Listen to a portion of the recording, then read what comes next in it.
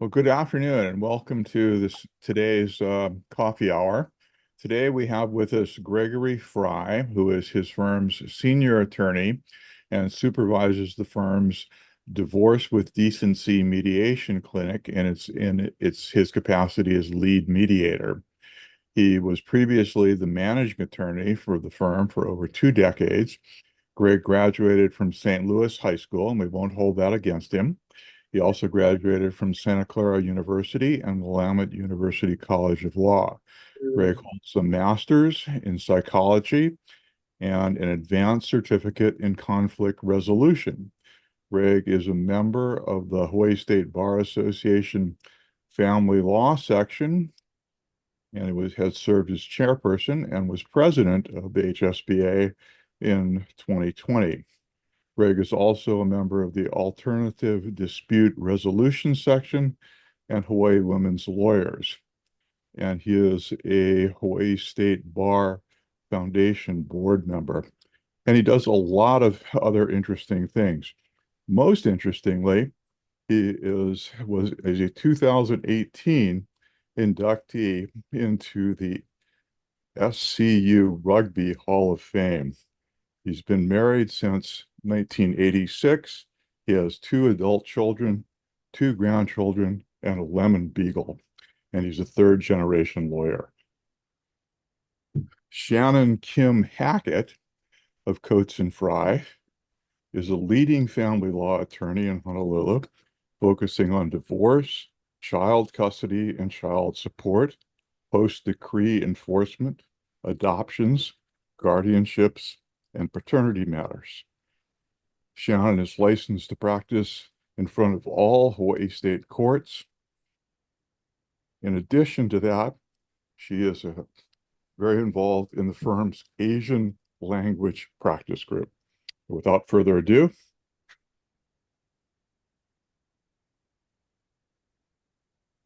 Ian, thank you very much. Whenever we give or I give presentations like this and people talk a little bit about me at the beginning, I say, oh, you don't have to do that.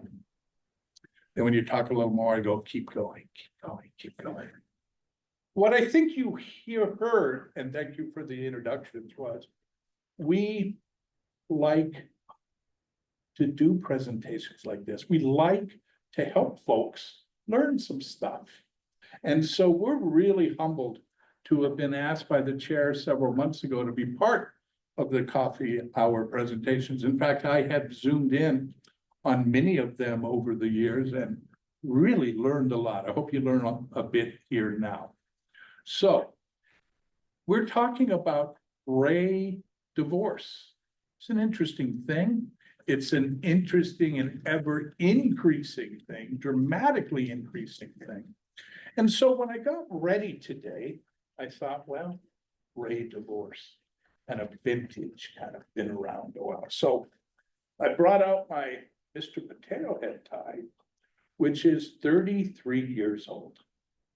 And I got it in a vintage store that many years ago, and I still have it. I come from the era when I used to play with Mr. Potato Heads, when before political correctness, we had a big pipe and a cigar. Can't buy that anymore.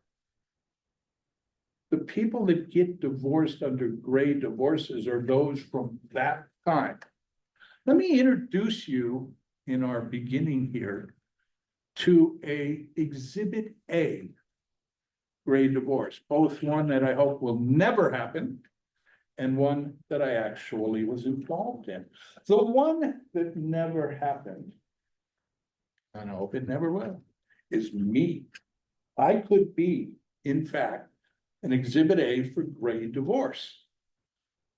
I married my college sweetheart 6 days after law school, and 38 years later, I am still married to her. In fact, I believe I married the year Shannon was born. We talked about it yesterday, didn't we? We did. And that keeps me in perspective. The point I try to make here is I've been married for many, many years. And while I might think I could be immune You'll learn as we go through this next hour that there really is no immunity. There's no cutoff as to we've made it this far. Clearly, we'll make it to the end, happily ever after, as is said. That's not quite the case. Now let me introduce you to a real fact pattern. Names have changed, of course. Louise and Henry. I represented Louise. Plantation workers lived in the Quonset huts out in the fields. When she came to me with a walker and an oxygen assist, she'd been married 60 years. She had 8 children. And so, of course, the not so subtle me said, why now? And I will never forget, for the local folks, chicken skin, today. She looked me in the eye and said, I want to die happy and I want to die free. So again, the not so subtle me asked her, when were you last happy? She said, after the birth of my 3rd child. Think of it. They had 5 more. In trying the loyalty, especially of local folks, local women. Stick with it, stick with it, stick with it. There's an example of 101 gray divorce. As Shannon and I did some research for this, and there are materials, a little bit of an outline and some references that we used. Those in the room have the benefit of taking with. We will leave copies here, but we're hoping HSBA through IT guru Desmond will be able to forward these materials to everybody online, and hopefully we'll get that done. We also have a copy of Bradley A. Coates' book, Divorce with Decency, where we have marked the section on gray divorce. Those in the room have the benefit of taking a courtesy copy. We will leave with Desmond and HSBA the rest of the copies that we brought. Anybody who is watching this who wants to come over and take a copy, just let them know up front that you were part of this presentation, and to the extent they still have a few. And you know what? If they run out here and you still want one, just call Shannon, just call me. We'll be glad to get you a copy. Okay, so we're going to go over 3 general themes and areas today. What is a gray divorce? Why is it, after being married for many, many years, folks consider and in fact are filing divorces later in life? And then once they file, the third area we'll touch on for a while will be, are there different considerations under the law? In family law, particularly in divorce, there are very set rules, if you will. They call them uniform starting points. Think of it as suggested retail pricing. In retail, the court is a court of equity and therefore has discretion, but generally they follow rules of division and allocation. Allocation of marital debt, division of marital assets, all under the term marital estate. So we'll talk a little bit about when you deal in gray divorce, either God forbid it's your own or one of your family or friends, is there certain things under the law that need to be looked at harder or with more detail or delicacy than in a more standard type divorce? Shannon, do you have anything that I might have missed in the beginning here?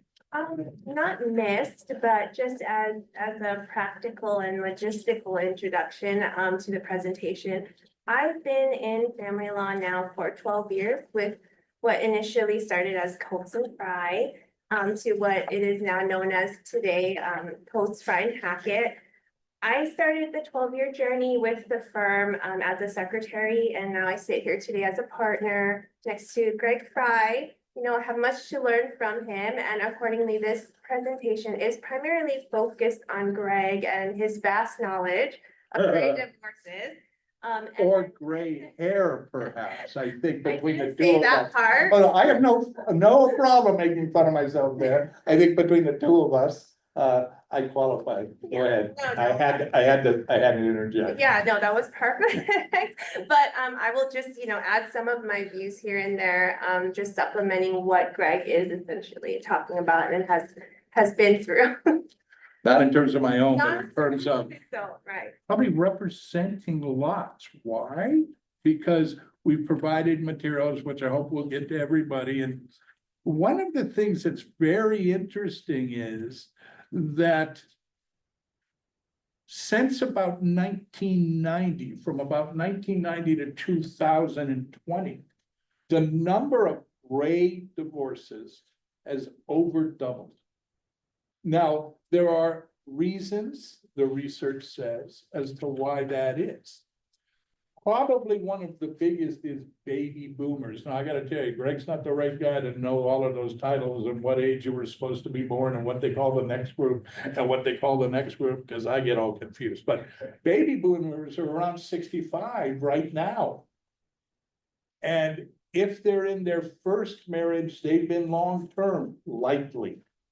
If they're in their second or third, they likely, so says the statistics, will face a divorce and therefore they're later in life. Gray divorce speaks to folks over 50. It doesn't necessarily also mean that they have to have been married 20 or 30 or pushing 40 like myself and others, of course, years marriage. It could be a second or third marriage, lesser in time, but they're older, they're kapuna when they're dealing with the fact that they're gonna have to divorce. And so here's a statistic that's interesting relative to why it's increasing so much, at least in our view. We all know that about nationally, and Hawaii is no different, over 45% of first marriages end in divorce. So we're pushing 50% all the time. Flip a coin. When you say I do as to whether it will or it won't last. But as you move into the second and third marriages, it dramatically increases. 65% of second marriages end in divorce. And 85% of third marriages and beyond end in divorce. So if folks are elderly, if they're kapuna and they're getting into that second or third, that lends to the explosion in terms of the doubling of cases. And the real fact, back to baby boomers, that's a huge number of people. Baby boomers is that, across the country, just a huge component of the population. And if they're 65 and right around that age, then they are moving into the possibility of divorce if their marriage isn't working out. Incidentally, as we all know, folks do tend to remarry. The statistics say 1 in 5 women, and this is gray divorce survivors, 1 in 5 women and 2 in 5 men will remarry. But it becomes usually more difficult for the gray divorcee to remarry than folks in their 20s or their 30s. What you folks may not know, we're talking about marriages 20, 30, 40 years. But do you know the average marriage today across the country? I'm not sure of the exact demographics, but I'd say that more traditional getting married in maybe your 20s, early 30s. In the old days, maybe your parents or maybe your grandparents. If they were married 25 years, everyone around them would say, rookies. You're just getting started. But nowadays, the average marriage is 6.5 years. 6.5 years. That's like an NFL career on the average. It's not long. So you can see how in a gray divorce, how much more dramatic it becomes if you've been with a partner for 20, 30, 40 years. It gets difficult. So that's what a gray divorce, defined as 50 years or older, defined as really driven by the baby boomers who are right around 65, and defined as being married usually 20, 30 or more years, but still considered gray, if you will, if you're at that age, but maybe you're in your second or your third marriage. The other term we came across, which was interesting, again, exhibit A, I guess, on my head. They call it gray divorce, and they also call them silver splitters. Silver splitters. I thought that was a pretty clever term. We came across that a lot. Shannon, anything that you might want to add to that? What is a gray divorce, whether in your experience as a practitioner or otherwise?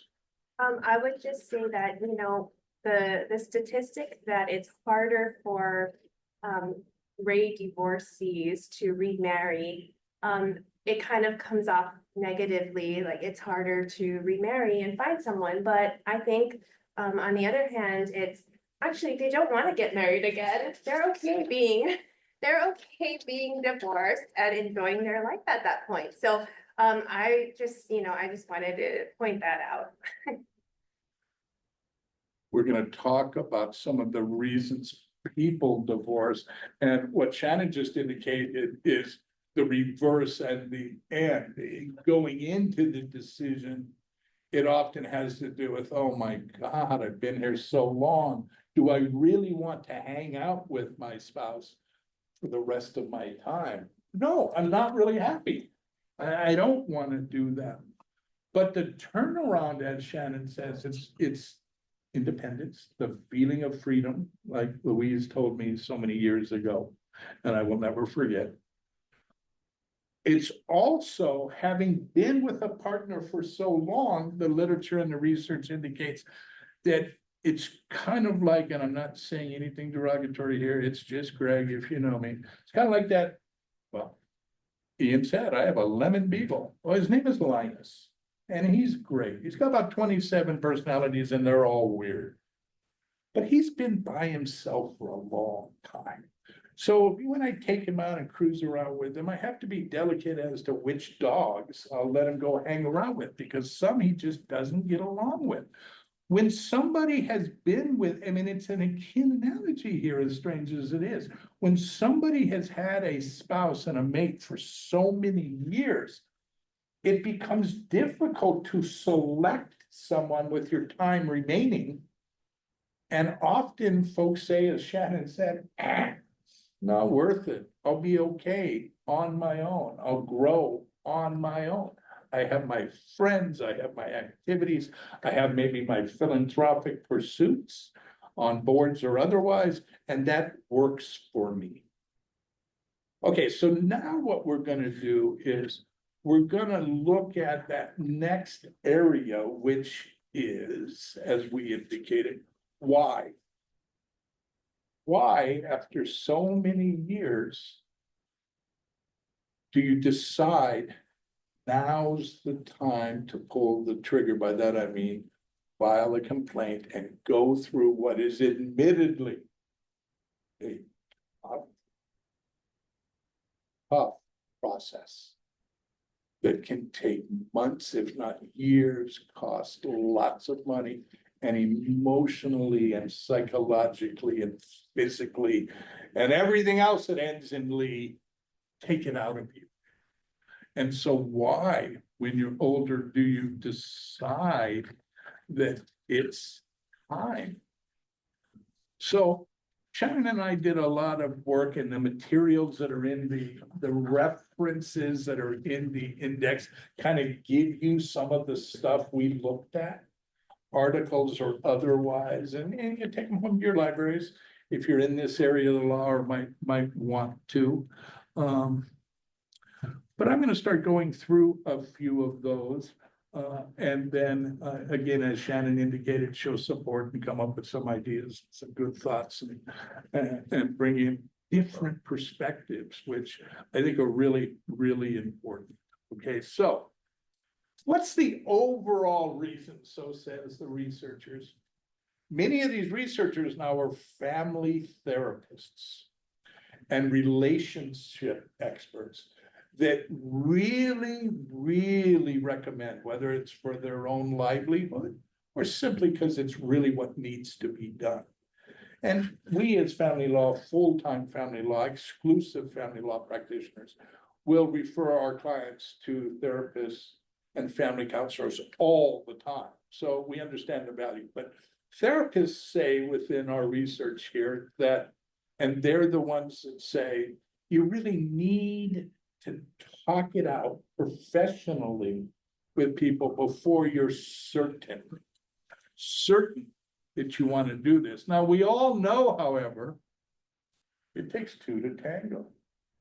If you're going to go to therapy, both sides really need to buy into that and want to do it.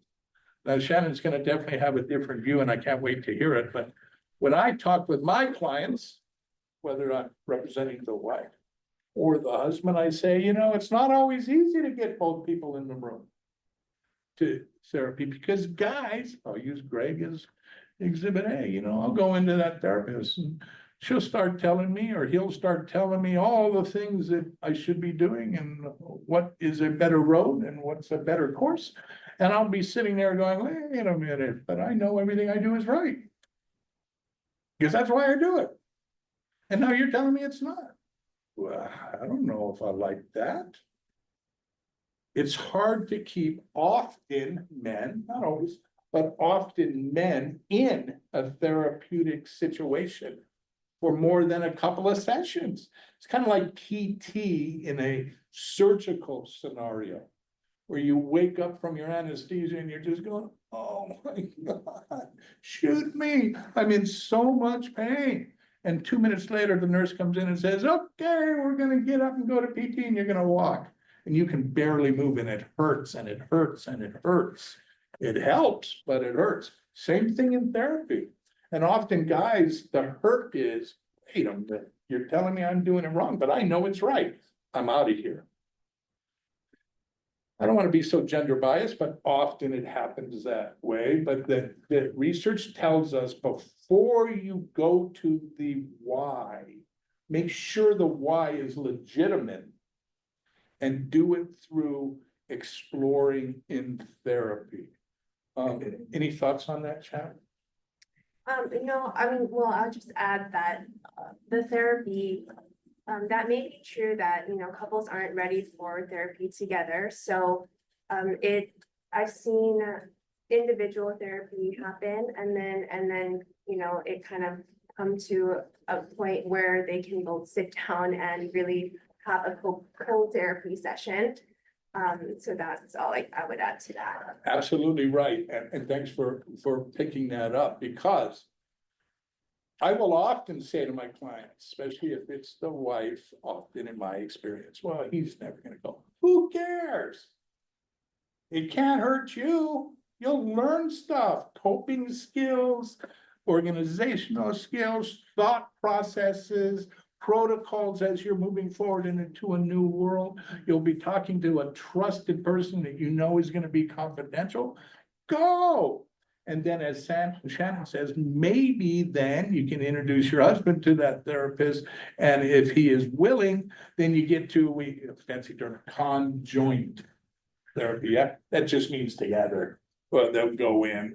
And it's much like mediation, tell you the truth. Just because it's conjoint or joint mediation or a therapy doesn't mean the therapist will have them both in the same room at the same time the entire session. Sometimes one's out, they shuttle back and forth. So again, the overriding recommendation in gray divorce, in silver splitters to be, is to go into some therapy to make sure that your thought process is good. I, however, think, yeah, okay, I get it. But But I kind of think Kapuna that have been around and they're seasoned and they're bright and they're often at retirement age, if not retired. They've raised all their children to be productive citizens, college graduates or otherwise, maybe have grandchildren. To have done all that and to be that thoughtful and that devoted and that connected for so long, you kind of know what's going on. And if you've decided I need to move forward, you know, I have a lot of faith in my clients who say that whether they decide to go to therapy or not. I think people can make those types of decisions. Now, the reasons why more specifically, one of the overriding ones is the entire idea of reevaluating your life. You're at 50, 60 years old. You know, you've gotten through your professional pursuits, obstacles, challenges, and successes.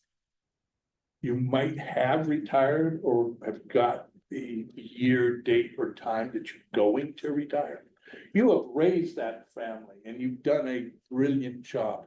And the whole focus for decades was on taking care of the home, getting the kids to every activity and to every event and to everything they need to do to make that next milestone and move on up in the ranks educationally or otherwise, athletically or otherwise, in order to move on in life and to get into a productive citizen membership card. And you've done all of that. And then it's done. And it's over. You'll always have the relationship with your kids and your grandkids, but then you sit there on the couch. You used to have 4 kids and 2 dogs and 1 cat and your husband. Now it's just your freaking husband. Not a bad thing, but perhaps a reason to say one of the tie-ins is boredom. I'm reevaluating my life because it just isn't what I want it to be. So then you start looking at, should I stay or should I go? Good song. Should I leave?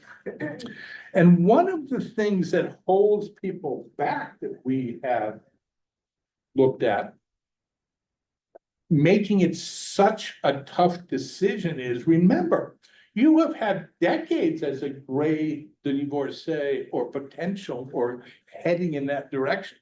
Decades of mutual history with your spouse, shared family and friends for decades, pursuits, memberships and associations and clubs, pursuits and interests, traveling to here, to there, things that were together, things that were literally one.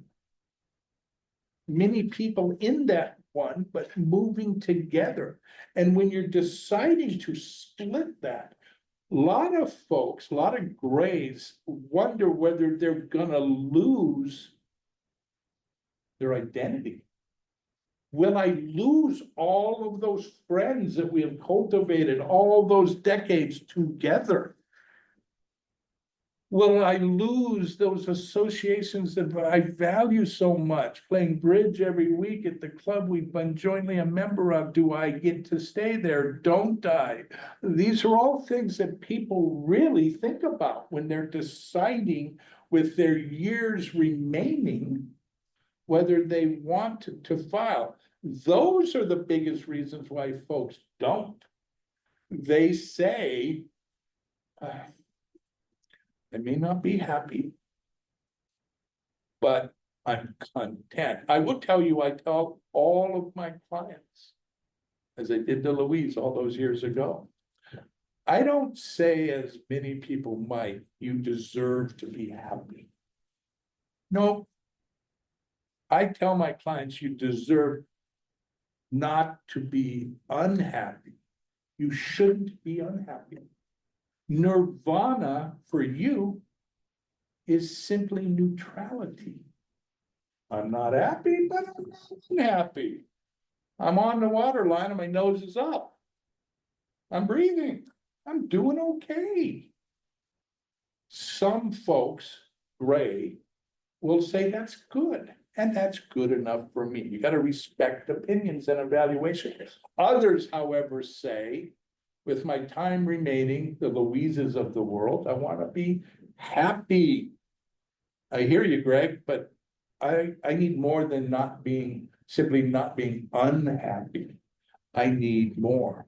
So we're gonna get into those reasons in the next few minutes, but Shannon, did I cover that area, that psychological, that evaluation thing, or the other things that you would consider or you do consider? Yeah, I mean, the whole kids leaving and suddenly having no identity, that is very prevalent, and so much so that it's called, empty nest syndrome.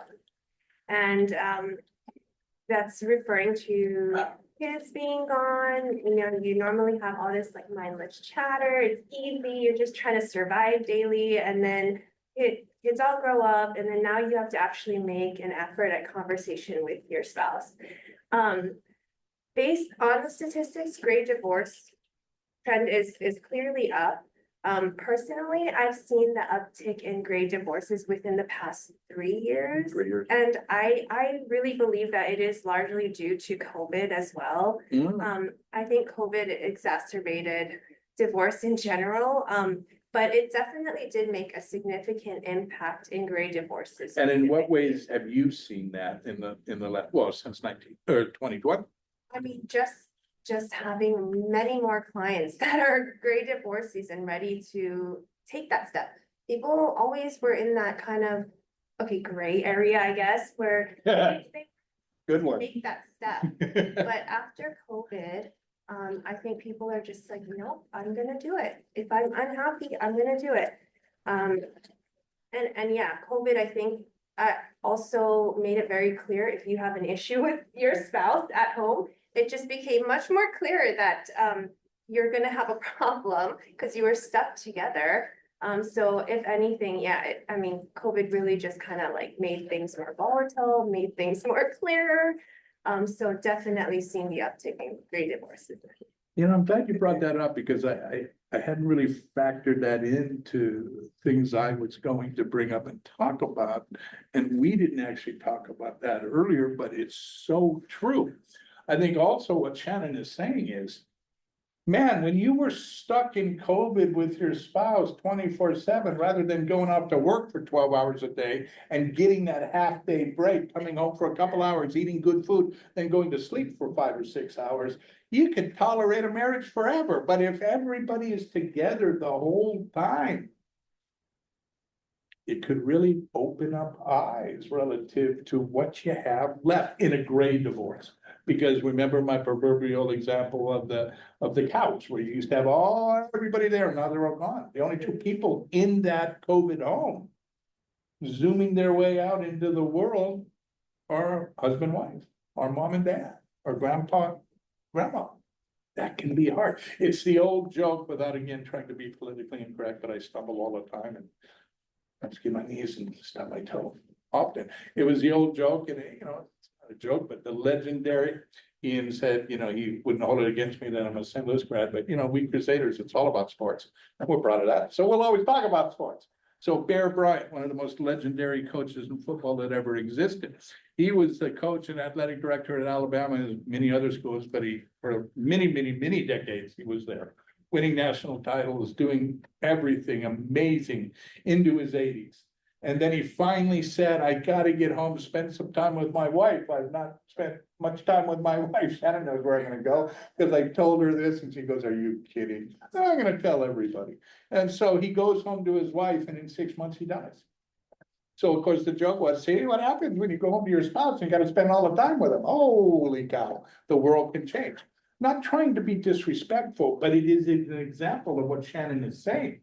That when you're together for long periods, it creates that reevaluation of your life and your goals and what you got left. Why do you reevaluate as kapuna? In the old days, life expectancy was far less than it is today. Medical advances have created longevity in life that is pronounced 15 to 25 years longer Better quality. of and life. better quality of life than before. You add to that the societal norms of yesteryear, where women were almost entirely dependent upon their spouses. Their traditional role was to be at home, to care for the children, to support their husband's career. And the thought of divorce at any point in time was so scary because they were economically dependent. Today, breadwinners largely have no connection to gender anymore. There are as many women breadwinners in a family as there are men. Women are marrying later in life. Women are at the top of their game in terms of being the heads of huge companies, partners in huge businesses and firms. Just read our local paper and see who's leading huge areas of our business community.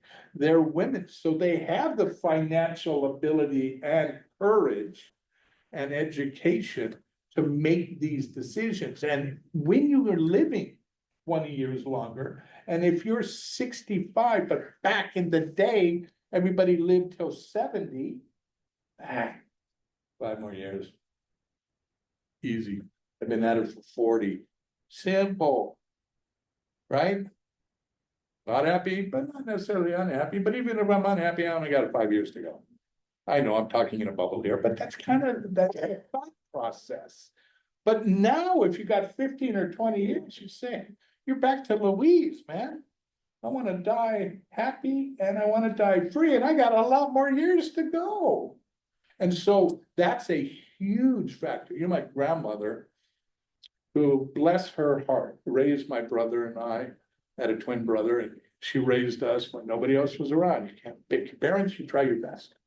And she taught us a lot of things. And she used to say to me all the time, things that really make sense to me today. This was a woman who graduated from UCLA in the 30s in 3 years. And she told me straight up, to our point about where women were back in the day, that it was, women didn't go. And in fact, it was frowned upon for women to seek higher education and then go out and work. They were to stay home, raise children. Then she would giggle and say, I did it in reverse. She got all of that, worked for a company with my grandfather, who was the first lawyer in the family, started, and then she decided to start having children. The point I'm trying to make is she's an exhibit of what I'm talking about. She did it, but that was not the norm back then. But it sure is today. Gender means none of that. So that's the biggest overriding. Age is really showing you that younger divorced people who don't have much say, oh my God, I might be driven into poverty because we've only got a few things and we're gonna have to sell them and we won't have enough money. Whereas older folks, gray divorced, silver splitters, often have lots of assets and resources. They can survive the divorce. They can allocate their marital estate. They might have minimal debt because they've paid a lot down on their mortgage and they have very little left, if any. So they can move forward with courage that, quite frankly, the younger divorced folks can. So again, where does it end? There's about 5 or 6 or 7 areas of exactly why people do it.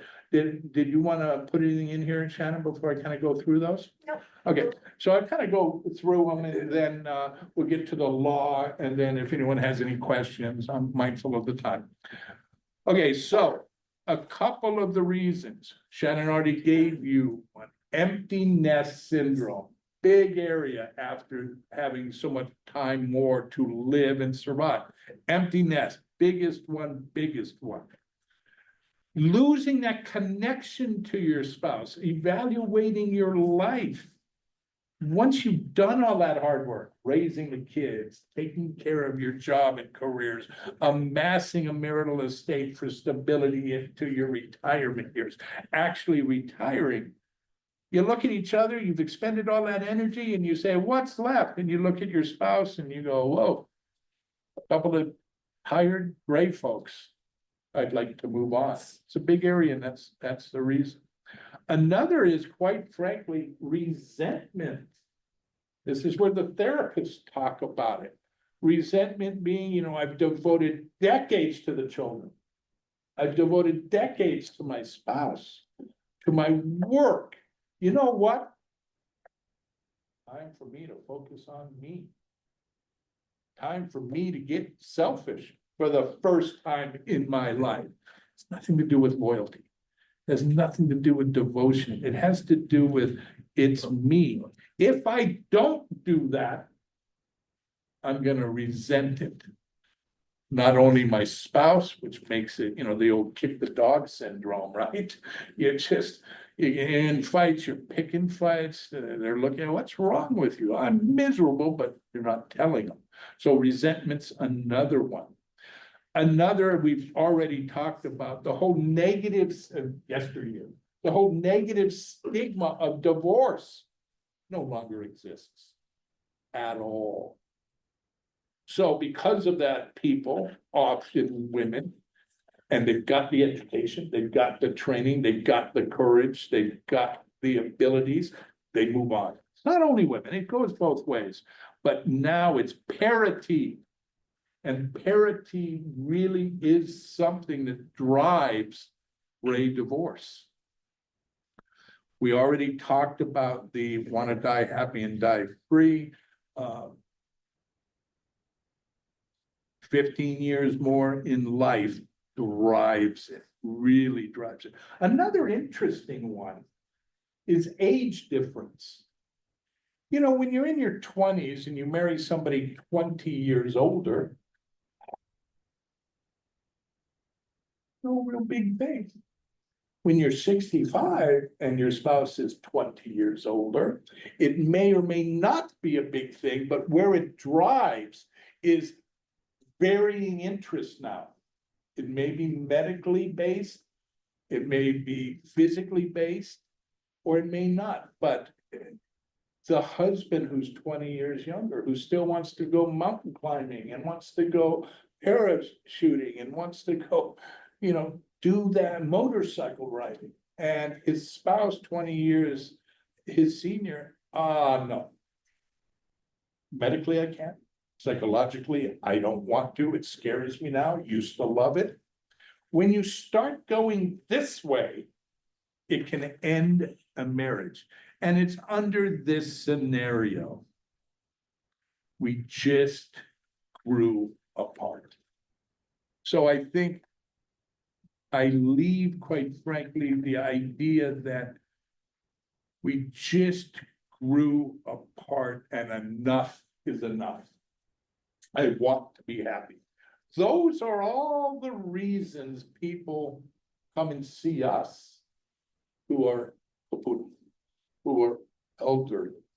We're now going to get into the law for the next 5 or so minutes. But I wanted Shannon to be able to wrap up on any of the reasons, psychological or otherwise, if there's any other perspectives you have. No. Are you thinking about your own life? I'm reassessing. This woman is amazing. One of the more gifted attorneys I've ever had the privilege to work with. And I'm a hard guy. And she is amazing. She's also been married for years. She married very young. And she has 4 children. Oh my God, I can't even count the 4. I had 2 and I thought I was somebody. My grandma also said something that I will never forget. I have said in this room many times in presentation. You want to get something done? Ask a busy person. Because busy people create priority and get it done. It's hard, but it gets it done. So I was teasing Shannon there, but don't worry, you got about 30 35 or 40 years before you ever get to that. And her husband's a great guy. Just throw that in there. Yeah, Jeremy, you watching? Hey. But anyway, now let's move on to the law.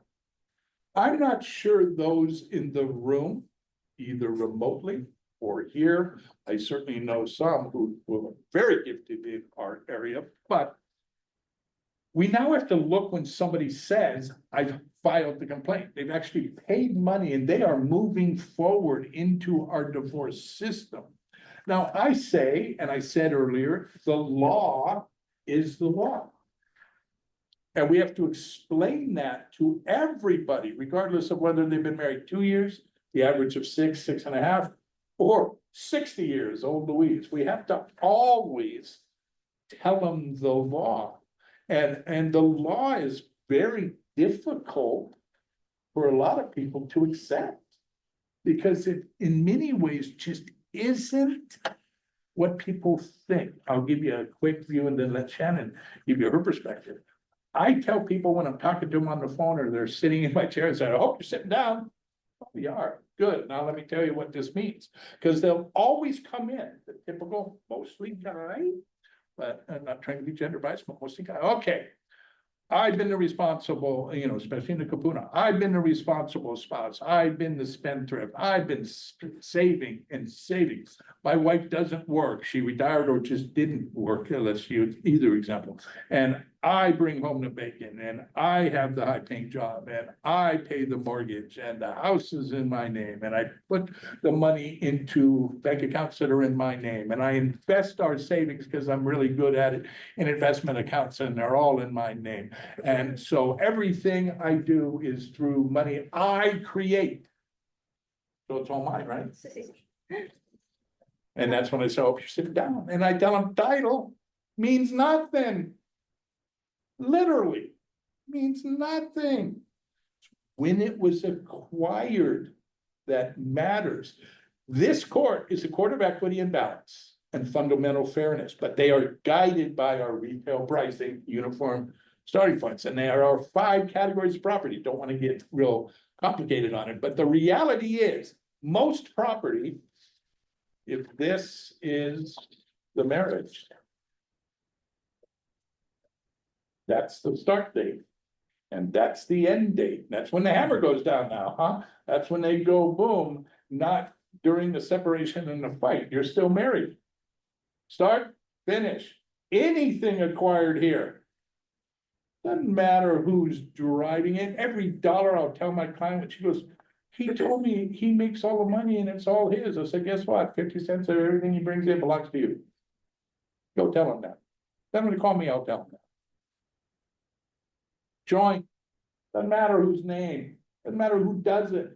You don't even need sweat equity. You don't have to do contributing. One can be, but the argument is the spouse, the other spouse, maybe the unemployed spouse, is doing all kinds of things to allow the heavy hitter, the breadwinner, to do what he or she is doing. They can go and work for 12 hours. They can go to meetings thereafter for the next 3 hours because they have a devoted spouse at home that's taking care of everything, maybe to include the dog and the cat and the kids. That is worth the exact amount as is the economic contributions or development from the money earning spouse. So most everything's here. If it drops in this way from gifted or inherited, it's different. If it comes in here as premarital property, it's different. Premarital agreements radically change everything. And by the way, another statistic that we found is that compared to yesteryear, many, many years ago, 5 times more premarital agreements are being done today than they were in the past. Whether it's first marriage, second marriage, third or fourth. People are trying to create their roadmap getting out of a marriage before they even get in. Interesting, maybe a lot of reasons for that. So now we sit with a huge marital estate for many, many years, and they're faced with the reality that it may, in fact, kind of be, it's been around for so long, when I've got a long marriage, says, hey, you gotta tell me, convince me, is there anything outside of the norm? We call it category 5, by the way, outside of the norm. When I got married, I owned a motorcycle. I was 6 days out of law school. I sold it so I could come home with our wedding presents because we got married on the main. I don't have anything. So anything I have amassed in the last 38 years is 5. Doesn't mean I would say otherwise if she ever, oh, hey, honey, you're not watching, right? If she ever decided to do something, and I don't think so. Greatest woman in the world. Point I'm trying to make is I'm a category 5 guy because everything was derived from our efforts, whether she was involved or not, whether she even knew or not. It's just kind of the way it is. Got anything about the law before we kind of now end with what you got to tell gray folks? Yeah, I mean, before really getting into the intricacies of like support and that we're gonna talk about, and I know we only have like 10 minutes, Yeah, but, real quick. yeah, my personal feeling is in family law, we have to practice more than any other area of law, with compassion. So, you know, my firm's motto, divorce with decency, is something that's always ingrained in my mind when I'm dealing with clients, and then when I kind of lose sight of what I'm doing, that's what I have to think. So, why I'm talking about that, that's primarily, you know, this is primarily for practitioners who come across the question of whether someone has the mental capacity to, you know, make informed decisions. And so, of course, when an 18-year-old makes decisions, their mental capacity doesn't necessarily, you know, go under a microscope. But when a 90-year-old wants to make a bad decision, it's like, okay, well, alarm bells might go off. Yeah. You know, this is always a tread carefully type of situation and is a very sensitive issue. I just want to make sure that every decision is talked through thoroughly, the client understands the repercussions of the decision, and that the client fully appreciates the gravity of every decision that they are making. So if there's any doubts of either party, you know, just request that they get evaluated, and remember that there's rules of professional conduct that can guide attorneys on how you proceed. Specifically, Hawaii Rules of Professional Conduct Rule 1.14, which is also limited by 1.6 regarding the release of confidential information. And with those 2 rules, they can kind of guide you on how to proceed in the event, you know, there is an issue with mental capacity of a client.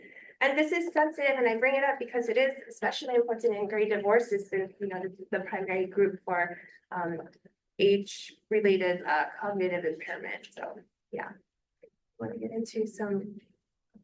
Very well said, and it's something you do have to deal with. See, that's why Shannon is here, because she does all that super detailed stuff. Greg just gets up there and starts talking. And then she fills in with all of the super impressive stuff, but she's great. What are the big areas? In the handout, which we hope will get to everybody, Jeffrey Hamilton, probably one of the most legendary attorneys in our trade. And his firm came out with a writing saying, hey, the law is the law. We just talked about it, but there's a couple of areas you really need to delve into. One, the idea that I've got to keep the house. Most people, especially if they're kapuna, if they're gray, they've been there for years, they want that house. They're retired, they're on a fixed income. Almost never can they afford to do that. And you really got to delicately talk them through that as to the wisdom of selling and splitting, if you will, the proceeds. The other area that's really important is that fixed income might include, especially if they've already retired or about to, a large retirement component. If they have been with companies that contribute, or they've started their own and they've been very good in their investments, very good in their financial planning, they have a sizable retirement, which allowed them to retire. Well, under Hawaii law, the other spouse gets 1/2 of that retirement, 1/2 for every year married to them. And if they were like me, it's 50%, because I never started one until after I was married. If it's a second or third marriage, it might be lesser, but it's gonna be a big component. So that brings down their fixed income, which really throws out the idea of being able to qualify to buy the home and pay out the marital interest to the other side. And the last is really a sensitive issue, and that's spousal support.